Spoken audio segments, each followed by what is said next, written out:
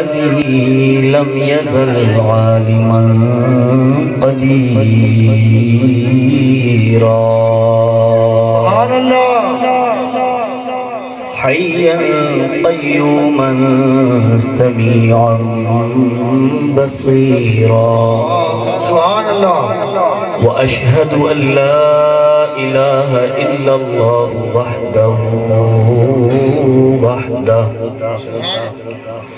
وحده لا شريك له وأكبره تكبيرا سبحان اللہ وأشهد أن سيدنا ومولانا محمدا عبده ورسوله صلى الله تعالى عليه وسلم تسليما كثيرا كثيرا أما بعد فأعوذ بالله من الشيطان الرجيم بسم الله الرحمن الرحيم قل إن كنتم تحبون الله فاتبعوني يحببكم الله صدق الله العظيم وبلغنا رسوله النبي الكريم الأمين ونحن على ذلك لمن الشاهدين والشاكرين والحمد لله رب العالمين قال الله تبارك وتعالى في شان حبيبه إن الله وملائكته يصلون على النبي يا أيها الذين آمنوا صلوا عليه وسلموا تسليما الصلاة والسلام عليك يا سيدي يا رسول الله وعلى آلك وأصحابك يا سيدي يا حبيب الله وسبحانه الصلاة یا حبیب اللہ الصلاة والسلام علیک یا سیدی یا خاتم النبیین وعلى آلك وأصحابك يا سيدي يا شفيع سیدی یا رحمت للعالمین محبوب خدا کا کوئی ہم پایا نہیں ہے محبوب خدا کا کوئی ہم پایا نہیں ہے اس شان کا مرسل کوئی آیا نہیں ہے اس شان کا مرسل کوئی نہیں ہے مل کر پڑے اس شان کا مرسل کوئی آیا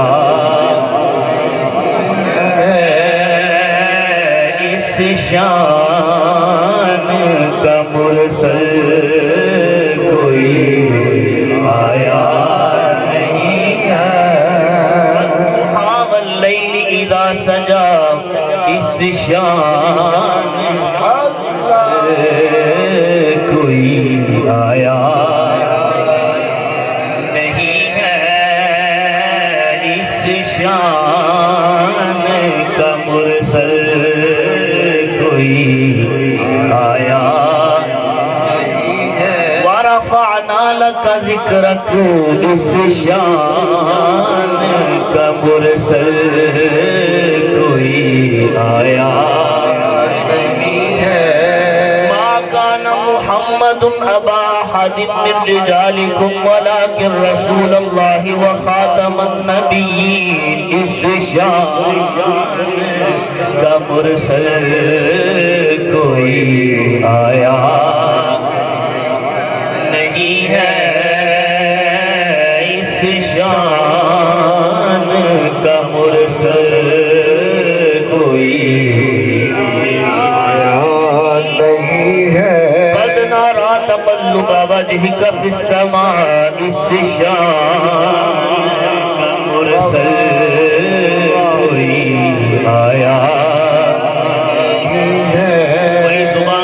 خاموش نہ رہے، مل کے پڑھے اس شان کا مرسل کوئی آیا نہیں ہے، اس شان کا مرسل کوئی آیا نہیں ہے۔ كلهم يطلبون رضائی وانا اطلب رضاک یا محمد، اس شان کا مرسل کوئی آیا نہیں ہے، اس شان کا مرسل کوئی آیا نہیں ہے۔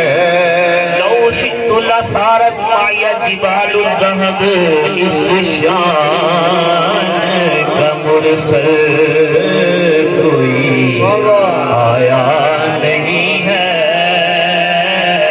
اس شان کا مرسل کوئی آیا نہیں ہے۔ الذين آمنوا لا ترفعوا أصواتكم فوق صوت النبي، اس شان کا مرسل کوئی آیا نہیں ہے، اس شان کا مرسل کوئی آیا نہیں ہے۔ السلام علیکم یا سیدی یا رسول اللہ وعلى آلك وأصحابك يا سيدي يا حبيب اللہ۔ حمد و صلات کے بعد معزز و محتشم سامعین حضرات، السلام علیکم ورحمۃ اللہ وبرکاتہ۔ آج کی یہ بڑی ہی پروقار محفل میلاد مصطفیٰ صلی اللہ علیہ وسلم انعقاد پذیر ہے۔ دعا ہے رب ذوالجلال پروردگار عالم ہم سب کی حاضری کو اپنی بارگاہ عالیہ میں قبول و منظور فرمائے۔ جتنے بھی احباب تشریف لائے، جس حوالے سے بھی محفل پاک میں شرکت کی، اللہ سب کی حاضری شرکت کو اپنی بارگاہ میں قبول و منظور فرمائے۔ میں نے آپ کے سامنے قرآن مجید فرقان حمید سے ایک آیت مقدسہ کا کچھ حصہ تلاوت کیا۔ دعا ہے اللہ تعالی حق سچ کی توفیق نصیب فرمائے اور سن سنا کے اللہ ہم سب کو عمل کی سعادت عطا دے۔ نبی پاک صلی اللہ علیہ وسلم سے محبت یہ ایمان کی جان ہے۔ حضور سے محبت ہے تو ایمان کامل ہے، اور اگر نبی پاک صلی اللہ علیہ وسلم سے محبت نہیں تو ایمان ہی نہیں۔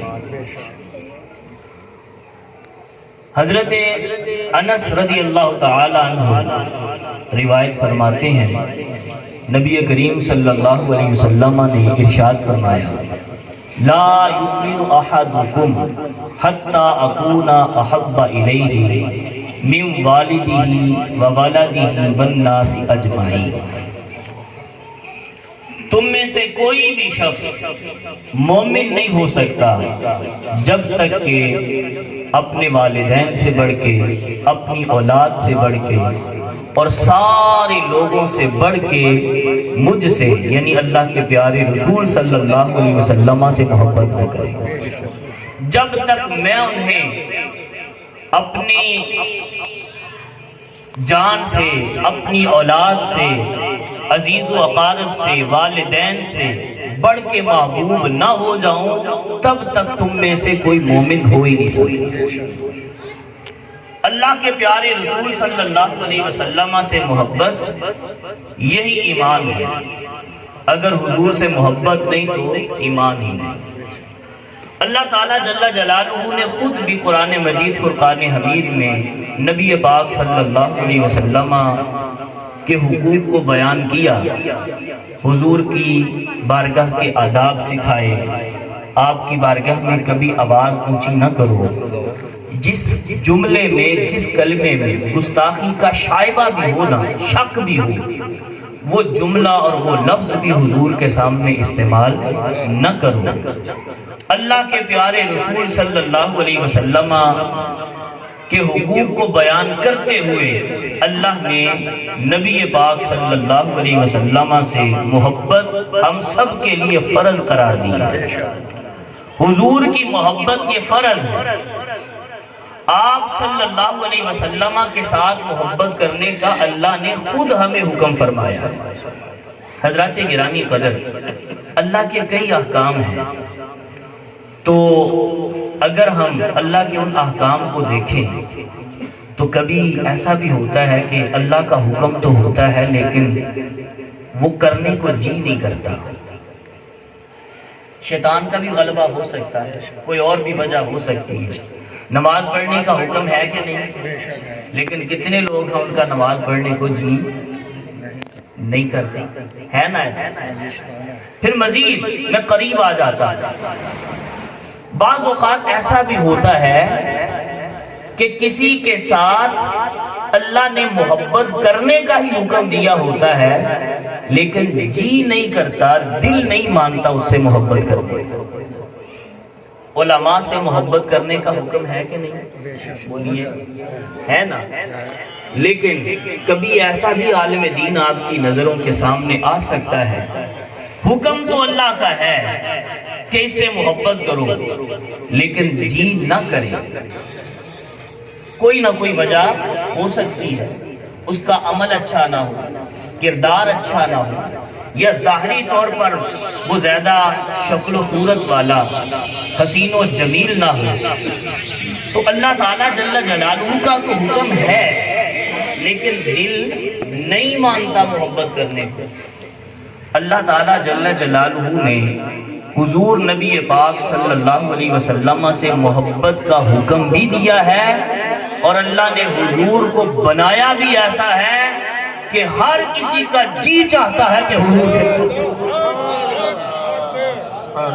کوئی ایسا انسان نہیں کہ جو یہ کہے کہ اللہ کا حکم تو ہے پر میرا دل نہیں مانتا حضور سے محبت، بلکہ نبی پاک صلی اللہ علیہ وسلم کی ذات ایسی ذات ہے کہ جن کے بارے میں اللہ نے محبت کرنے کا حکم بھی دیا ہے اور دل بھی چاہتا ہے کہ حضور سے محبت۔ کسی کے ساتھ محبت کی جو وجوہات ہوتی ہیں، ان وجوہات میں حسن و جمال، بندہ محبت کرتا ہے کسی کے حسن کو، کسی سے محبت ہو جاتی ہے، اس کو حسین و جمیل دیکھا تو دل نے ٹھان لی کہ میں اسے محبت کروں گا۔ کسی سے انسان محبت کرتا ہے اس کے منصب کو دیکھ کے، اس کا منصب بڑا ہو، عالی شان منصب ہو، اس کی وجہ سے بھی دل میں آ جاتا ہے کہ اس سے محبت کی جائے۔ کوئی بندہ کردار کا بڑا اچھا ہو، اخلاق بڑے اچھے ہو، تو اس سے بھی جی کرتا ہے کہ بندہ محبت کرے۔ کوئی مہربان بہت زیادہ ہو، کسی کی عنایات بہت زیادہ ہو، کسی کی سخاوت بہت زیادہ ہو، تو جی کرتا ہے کہ اس سے محبت کی جائے۔ یہ چند اسباب ہیں دنیا میں جن کو دیکھ کے بندے کی نظر میں دوسرا محبوب بن جاتا ہے اور بندہ اس سے محبت کرنے لگتا ہے۔ یارو، یہ چند وجہ ہیں جن کی وجہ سے انسان کسی سے محبت کرتا ہے، اور ہر بندے میں یہ ساری کی ساری وجہ نہیں پائی جاتی۔ کسی میں کوئی ایک وجہ ہوتی ہے، کسی میں کوئی دو وجہ ہو جاتی ہیں، کسی میں کوئی چار خصلتیں اچھی ہوتی ہیں تو اس سے محبت ہو جاتی ہے۔ اللہ کے پیارے رسول کو جس حوالے سے دیکھو جی کرتا ہے حضور سے محبت کی۔ آپ کا حسن و جمال دیکھو تو آپ کا حسن و جمال بے مثل و بے مثال، آپ کا جود و نوال، آپ کا کرم، آپ کی مہربانیاں، آپ کی عنایتیں، آپ کی سخاوتیں دیکھیں تو جی کرتا ہے آپ سے محبت کی جائے۔ آپ کا حسب و نسب دیکھا جائے تو جی کرتا ہے آپ سے محبت کی جائے۔ آپ کی عظمت، وقار، بلندی اور آپ کی رفعت کی طرف نظر کی جائے تو دل چاہتا ہے کہ آپ سے محبت کی جائے۔ ایک وجہ جو زمانے میں بڑی مشہور ہے حسن و جمال، جس کی وجہ سے آنکھ کسی کی دیوانہ ہو جاتی ہے، دل کسی پہ فدا اور قربان ہونے لگتا ہے، وہ ہے حسن و جمال۔ جب بھی کسی کو حسین و جمیل نظر آتا ہے تو اس کا دل چاہتا ہے کہ میں اسے محبت کروں۔ اللہ نے اپنے پیارے حبیب کریم صلی اللہ علیہ وسلم کو ایسا حسن اور ایسا جمال عطا فرمایا کہ کائنات میں کسی کو بھی ایسا حسن و جمال ملا ہی نہیں جو اللہ نے اپنے محبوب کو عطا۔ حضور نبی پاک صلی اللہ علیہ وسلم کا حسن و جمال تو ایسا باکمال تھا کہ جس کی کوئی مثال ہی نہیں ملتی۔ کسی نے اپنے محبت بھرے انداز میں نبی پاک صلی اللہ علیہ وسلم کی حسن و جمال کے بارے میں کیا کہا؟ تمہارے حسن کا کونین میں جواب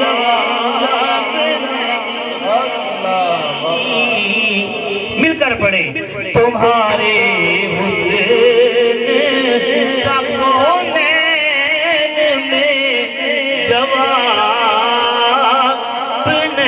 مل کر پڑھے، تمہارے حسن کا کونین میں جواب۔ میرے آقا کریم صلی اللہ علیہ وسلم کے پیارے صحابی حضرت جابر بن سمرہ رضی اللہ تعالیٰ عنہ حضور نبی پاک صلی اللہ علیہ وسلم کی بارگاہ میں حضور کی بارگاہ میں حاضر ہیں۔ سرور کائنات صلی اللہ علیہ وسلم جلوہ فروز ہیں۔ 14ویں رات کا چاند آسمان پر پورے چوبن پر چمک رہا ہے۔ سیدنا جابر بن سمرہ رضی اللہ تعالیٰ عنہ کبھی حضور کے چہرہ اقدس کو دیکھتے ہیں، کبھی چاند کی طرف نگاہ اٹھاتے ہیں۔ دل کے اندر خیال پیدا ہو گیا، دل میں سوچتے ہیں کہ چاند حسین و جمیل ہے یا میرے آقا کریم صلی اللہ علیہ وسلم زیادہ حسین و جمیل ہے۔ حضرت جابر رضی اللہ تعالیٰ عنہ نے جب فیصلہ سنایا، دل نے جو فیصلہ کیا، فرمایا فَإِذَا هُوَ أَحْسَنُ عِنْدِي مِنَ الْقَمَرِ، فرمایا خدا کی قسم میرے آقا محبوب کریم صلی اللہ علیہ وسلم چاند سے بھی زیادہ حسین و جمیل ہے۔ تمہارے حسن کا کونین میں جواب نہیں، تمہارے حسن کا کونین میں جواب نہیں۔ نبی پاک صلی اللہ علیہ وسلم کے صحابی ہیں حضرت ابو قحافہ رضی اللہ تعالیٰ عنہ، فرماتے ہیں میں چھوٹا سا تھا، بچپن تھا میرا، باپ سر پہ موجود نہیں تھا، میرے گھر میں صرف میری خالہ رہتی تھی اور دوسری میری امی جان ساتھ رہتی تھی۔ زیادہ باتیں میری خالہ مجھے سمجھایا کرتی تھی۔ حضرت ابو قحافہ فرماتے ہیں تھوڑی سی بکریاں تھی گھر میں جن کو صبح سے لے کے شام تک چرایا کرتا تھا، انہی کا دودھ نکال کے میں اپنی امی کو بھی دیا کرتا، اپنی خالہ کو بھی پیش کرتا، خود بھی اسی کا دودھ نوش کر کے اپنی زندگی گزار رہا تھا، اور کوئی آسرا کوئی سہارا نہیں تھا۔ میرے آقا کریم صلی اللہ علیہ وسلم نے جب اعلان نبوت فرمایا، میری خالہ مجھے روز سمجھاتی تھی بیٹا یہاں کوئی محمد آیا ہے جو کہتا ہے میں اللہ کا نبی ہوں، خبردار بیٹا کبھی اس سے کوئی بات نہ کرنا، کبھی اس سے نہ ملنا، کہیں رستے میں مل جائے تو بات نہ کرنا، اس کی بات نہ سننا، میں نے سنا ہے وہ بڑا جادوگر ہے، جو بھی بندہ اس کی بات سن لیتا ہے بس اسی کا ہو کے رہ جاتا ہے۔ بیٹا میں تجھے یہ نصیحت کرتی ہوں، ظاہر بات ہے ماں ہے خالہ ہے، بچوں کو سمجھاتی ہیں، جو ان کا نظریہ اور عقیدہ ہے اس کے مطابق وہ باتیں کرتی ہیں۔ بیٹا میں نے سنا ہے یہاں کوئی جادوگر آیا ہوا ہے، مدینہ پاک میں کبھی اس کے سامنے نہ جانا، اس کے پاس نہ بیٹھنا، کسی جگہ پر آمنا سامنا ہو جائے تو فوراً سے اس کے پاس سے سامنے سے ہٹ جانا اور اپنے گھر واپس چلے آ جانا۔ حضرت ابو قحافہ فرماتے ہیں روز میری خالہ میری امی صبح مجھے سمجھا کے بکریاں دے کے گھر سے نکالتی ہے، بس ایک دن کیا ہوا، میں رستے میں بکریاں لے کے جا رہا تھا، سامنے مصطفیٰ کریم علیہ السلام کو دیکھ لیا، میرے آقا کریم صلی اللہ علیہ وسلم کا چہرہ اقدس والضحیٰ والا چہرہ میں نے دیکھا، بس حضور جدھر جدھر جاتے رہے میں نبی پاک صلی اللہ علیہ وسلم کے پیچھے پیچھے چلتا رہا۔ نعرہ تکبیر، نعرہ رسالت، نعرہ رسالت، علماء حق اہل سنت۔ کہتے ہیں میں نے حضور کا بس چہرہ دیکھا نا تو پھر کیا ہوا، مجھے بھول گیا کہ میں بکریاں چرانے آیا، بس حضور کو دیکھتے دیکھتے پیچھے چلتے چلتے میں مسجد میں پہنچا، نبی پاک صلی اللہ علیہ وسلم کا دیدار کرتے کرتے سارا دن گزر گیا۔ کسی نے کیا خوب کہا ہے، کوئی زلفاں چھلے چھلے سارا جگ سونا ہے، میرے مدنی تو تھلے تھلے سارا جگ سونا ہے، میرے مدنی تو تھلے تھلے۔ حضرت ابو قحافہ رضی اللہ تعالیٰ عنہ فرماتے ہیں دن گزر گیا، شام کا وقت ہوا، جلدی سے اٹھا، اپنی بکریاں ڈھونڈی، رستے میں بازار میں بکریاں چھوڑ کے حضور کے پیچھے پیچھے چلا گیا تھا۔ اب جب رات کا وقت ہوا جلدی سے اٹھا، اپنی بکریاں تلاش کر کے گھر آیا، جب سارا دن میں نے بکریاں چرائی نہیں، بکریوں نے کچھ کھایا پیا نہیں، شام کے وقت امی جان اور خالہ جان کے لیے دودھ نکالنے کے لیے گیا، لیکن بکریوں کے تھنوں سے مجھے دودھ بھی نہ ملا۔ اب کیا ہوا، امی اور خالہ مجھے کہنے لگی سارا دن برباد کر کے آ گیا، آج بکریاں نہیں چرائی۔ بہرحال کہتے ہیں میں صبح دوسرے دن پھر سے نکلا، بکریاں رستے میں چھوڑ کے نبی پاک صلی اللہ علیہ وسلم کے در اقدس میں حاضر ہو گیا، سارا دن گزار کے شام کے وقت اپنے گھر میں چلا جاتا، کئی دن تک یہ معاملہ چلتا رہا۔ میری امی روز مجھے ڈانٹتی، میری خالہ روز مجھے سمجھاتی، بیٹا کسی غلط جگہ پہ بیٹھنے لگ گیا ہے، مت جایا کر ایسی جگہ پہ جہاں تیری بکریوں کا نقصان ہو رہا ہے، سارا دن بکریاں چرتی نہیں، ڈھنگ سے بکریاں چراتا نہیں، بیٹا بکریوں پہ توجہ دے، خیال کر بکریوں کا، دن بہ دن کمزور ہو رہی ہے۔ میرے آقا کریم صلی اللہ علیہ وسلم کی بارگاہ کو پھر بھی نہیں چھوڑا۔ پھر ایک دن کیا ہوا، سرور کائنات صلی اللہ علیہ وسلم کی بارگاہ میں بیٹھے بیٹھے حضور سے بات کرنے کا مجھے شرف مل گیا،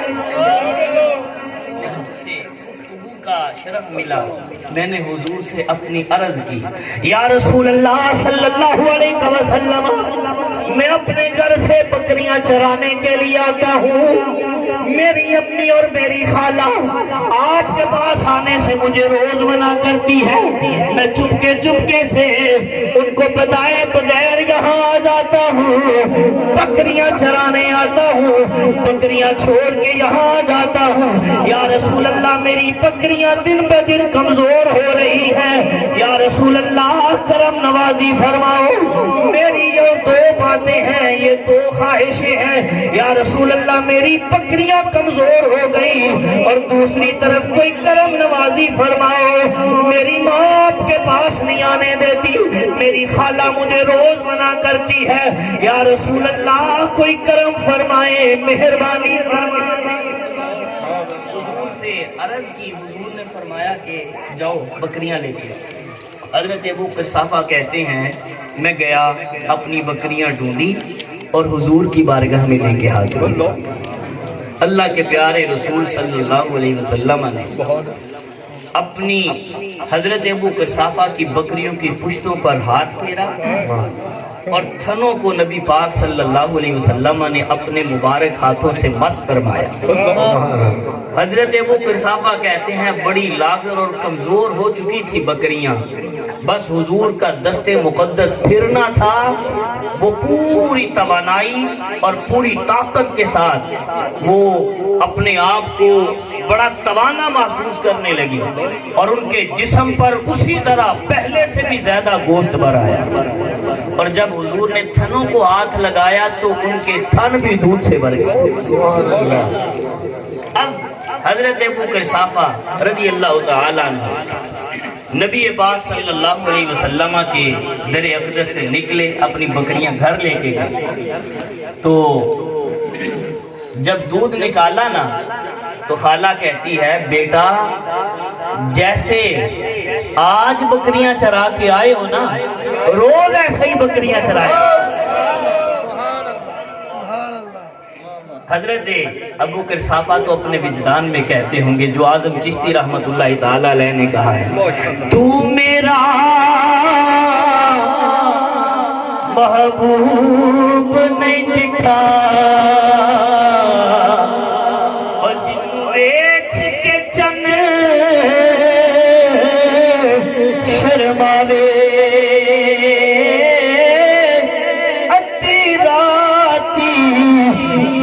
چڑھ جاوے جیو رخ تو نقاب ہٹاوے جے پاوے ماہی ہتھ بھلا وچ ہتھ بھلا نالو بد جاوے آزم ایڈا سونا ماہی سنو کدرے نظر نہ آوے۔ حضرت ابو قرصافہ کہتے ہیں میں نے جب میری خالہ نے یہ بات کی نا کہ جیسے آج بکریاں چرائی ہیں نا ویسے ہی روز چرایا تو کہتے ہیں میں نے کہا آج بھی میں نے بکریاں نہیں چرائی، یہ ساری برکت اس ذات اقدس کی ہے جس سے روز مجھے منع کرتے۔ پھر فرمانے لگے میں نے اپنی خالہ سے کہا آپ مجھے منع کرتے ہیں نا، ٹھیک ہے میں آپ کی بات مانوں گا، میں نہیں جاؤں گا حضور کے پاس، لیکن ایک دفعہ ضرور جاؤں گا، میں جا کے کہوں گا کہ میری خالہ آپ کو نہیں مانتی، میری امی آپ کے پاس نہیں آنے دیتی، جب وہ نہیں آنے دیتی تو آپ اپنی برکتیں واپس لیں، آپ اپنی برکتیں واپس لے لیں۔ حضرت ابو قرصافہ رضی اللہ تعالیٰ عنہ فرماتے ہیں جب میں نے اپنی خالہ سے یہ بات کی کہنے لگی ہاں بیٹا جایا کرو میں تمہیں منع نہیں کرتی، جو بھی بات ہو روز آ کے مجھے بھی بتایا کرو، حضور صلی اللہ علیہ وسلم کی باتیں مجھے بھی سنایا کرو۔ حضرت ابو قرصافہ کہتے ہیں میں روز حضور کے پاس جاتا، جو بھی باتیں ہوتی حضور کے معجزات دیکھتا، گھر میں آ کے باتیں کرتا۔ ایک دن خالہ کہنے لگی بیٹا روز باتیں کرتے رہو گے یا اس پیارے محبوب سے ہمیں بھی ملاقات ہو؟ تو میں نے اسی وقت کہا چلے حضور کی بارگاہ میں۔ جب حضور کی بارگاہ میں ان کو لے کے گیا نا تو پہلی ہی نظر میں نبی پاک صلی اللہ علیہ وسلم پہ ماں بھی اور خالہ بھی قربان اور کلمہ پڑھ کے ہوئی۔ اب حضرت ابو قرصافہ کہتے ہیں کہ میں نے جو ہی حضور کی بارگاہ سے نکلے نا تو جیسے ایک بندے کو بڑی ہوتی ہے نا تشویش، جلدی ہوتی ہے، ابھی گھر بھی نہیں پہنچے، میں نے رستے میں ہی پوچھا مجھے تو منع کرتی تھی نا حضور کے پاس آنے سے، آج بتائیں میرے محبوب ہیں کیسے؟ حضرت ابو قرصافہ کہتے ہیں میری خالہ کہتی خدا کی قسم آپ جیسا حسین و جمیل میری آنکھ نے دیکھا ہی نہیں، آپ جیسے اخلاق کا مالک میں نے کبھی دیکھا ہی نہیں، اور آپ جیسا نرم نازک اور پیارا حسین و جمیل جو آپ کلام فرماتے ہیں آج تک میں نے اس طرح کا کسی سے کلام ہی نہیں، کسی نے کیا خوب ترجمانی کی. ایک ماہ بدن گورا سا بدن نیچی نظریں کل کی خبریں. ایک ماہ بدن گورا سا بدن نیچی نظریں کل کی خبریں دکھلا کے خبر کچھ سنا کے سخن مورا بھوک گئے سب تن من دن دکھلا کے خبر کچھ سنا کے سخن مورا بھوک گئے سب تن من دن. حضور جیسا حسین و جمیل میں نے کبھی نہیں دیکھا. حضرت طارق حضور کے ایک صحابی ہیں, نبی پاک صلی اللہ علیہ وسلم کے بارے میں کہتے ہیں میں نے جب حضور کو پہلی دفعہ دیکھا تھا نا تو ہم ایک قافلے کے ساتھ آئے تھے مدینہ پاک کے قریب. ہم نے پڑاؤ ڈالا. حضور صلی اللہ علیہ وسلم نماز عصر پڑھنے کے بعد مدینہ طیبہ سے باہر تشریف لائے تو قافلے والوں کو دیکھا. فرمایا کہ تم کوئی چیز بیچنا چاہو گے؟ تو ایک شخص نے حضور کو اونٹ بیچا. اب اس نے اونٹ بیچ دیا اور حضور صلی اللہ علیہ وسلم سے سودا کر لیا. حضور صلی اللہ علیہ وسلم اس کا اونٹ لے کے چلے گئے. فرمایا میں تمہاری رقم بھیج دوں گا. اب اس نے نام بھی نہیں پوچھا, پتہ بھی نہیں پوچھا. حضرت طارق کہتے ہیں بغیر نام پوچھے پتہ پوچھے اونٹ حضور کے حوالے کر دیا. اب جب حضور اونٹ لے کے چلے گئے نا تو لوگوں نے اس سے پوچھا کہ تم نے اونٹ کس کو دیا؟ کہتا یار میں تو نام تو میں نے پوچھا ہی نہیں, کوئی اس کا آتا پتا کوئی ایڈریس میں نے یہ بھی نہیں پوچھا. اب قافلے والے سارے آپس میں بیٹھ کے باتیں کرنے لگے کتنا نادان آدمی ہے تو کہ بندے کا نام بھی نہیں پوچھا, پتہ بھی معلوم نہیں کیا, اونٹ اس کو دے دیا. جب یہ باتیں کر رہے تھے تو ایک عورت کہنے لگی اگر تمہارے پیسے نہ ملیں, اونٹ کی رقم مر جائے تو اونٹ کی رقم مجھ سے لے لینا, اس لیے کہ جب تم سودا کر رہے تھے میں اس شخص کا چہرہ دیکھ رہی تھی, خدا کی قسم ایسا چہرہ کسی جھوٹے کا ہو ہی نہیں سکتا. اللہ تعالیٰ جل جلالہ نے حضور کو ایسا حسن اور جمال عطا فرمایا. میں بات کر رہا تھا کہ صرف ایک چیز ہے جس کی وجہ سے انسان کسی کو دیکھ کے محبت کرتا ہے. حسن و جمال دیکھا تو اسے محبت ہو جاتی ہے. کسی کا جود و نوال دیکھا تو, کسی کی کرم نوازی دیکھی, کسی کی مہربانی دیکھی, شفقت دیکھی تو محبت ہو جاتی ہے. اللہ کے پیارے رسول صلی اللہ علیہ وسلم کو جس حوالے سے بھی دیکھ لو اللہ کے محبوب سے دل چاہتا ہے کہ محبت. اللہ تعالیٰ جل جلالہ ہم سب کو حضور سے والہانہ محبت کی توفیق نصیب فرمائے. اس کے ساتھ ساتھ ہمیں آج ضرورت اس چیز کی ہے کہ ہم عملی طور پر بھی مسلمان ہیں. حضور کے اخلاق بہت حسین و جمیل ہیں تو حضور کے اخلاق اپنی زندگی میں بھی لانے چاہیے. کیا خیال ہے؟ ہونا چاہیے یا نہیں؟ جھوٹ کو ترک کر دیں, ہمیشہ کے لیے جھوٹ کو اپنی زندگی سے نکال دیں. 2 نمبر سودا نہ بیچیں, کبھی بھی جھوٹ کا آسرا لے کے 2 نمبری کے ساتھ سودا نہ بیچیں. 5 وقت کی نماز با جماعت ادا کریں, حلال کمائیں اور حلال کھائیں. یہ عارفین اولیاء اللہ کا سب سے پہلے معاملہ ہے. صدق مقال, رزق حلال. زبان سے بات کرو تو سچی کرو, اور لقمہ جو کھاؤ تو حلال کا کھاؤ. جس بندے میں یہ 2 وصف پائے جائیں گے انشاءاللہ اس کی زندگی میں کوئی دوسری خرابی اور بربادی والی کوئی چیز نہیں ہوتی. اللہ تعالی ہم سب کو عمل کی توفیق نصیب فرمائے. وآخر دعوایا ان الحمدللہ رب العالمین.